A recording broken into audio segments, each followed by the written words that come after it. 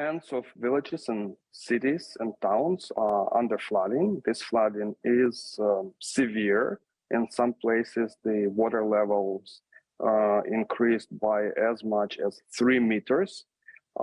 And that basically would submerge one-floor houses, or sometimes even smaller, 1.5 floors of the houses. People are being evacuated, and that's thousands of people, and tens of thousands are under risk. So we understand that there'll be a stabilization in those flood levels at some stage this morning or later on today as well. Is there a possibility then it will recede and the ramifications will be shorter-lived, or will it be, as some concerned critics have said, this will create some form of ecocide which will last for many days, weeks and months to come?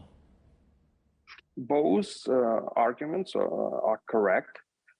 The water will start subsiding soon, but in some areas, depending on geography, it might continue to rise, actually. And there is an expectation that there will be a reverse flooding up the rivers in Ingulets and Bug, and it might take up to 2 weeks for that to reach some additional cities and villages.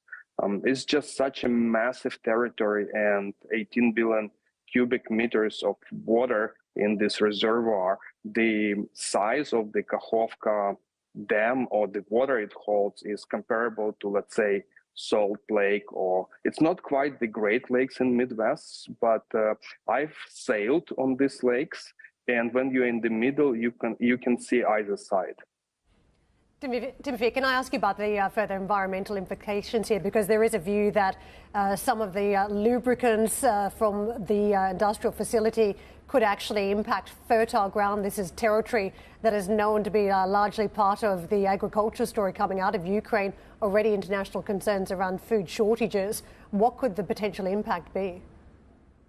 Oh, absolutely. There are at least 3 important ingredients to the ecological impact. First of all, there is irrigation system which feeds into most of the south of Ukraine in 3 regions. And that irrigation system is severely distorted and damaged now because it was taking water exactly from this Kakhovka reservoir. So we might be seeing real difficulty with planting and harvesting crops south of Ukraine.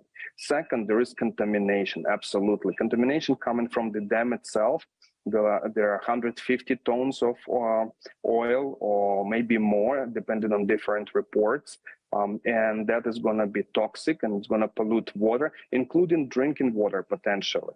And then the third aspect of this is that there is this ground kind of dirt which has accumulated next to the dam over years, and could be all kinds of toxic heavy metals and even radiation from Chernobyl, although it's, I think, a distant possibility. And now it is all exposed, and it's going to go down the river, downstream, to the areas which are ecologically important, and it all will end up in the Black Sea quite soon.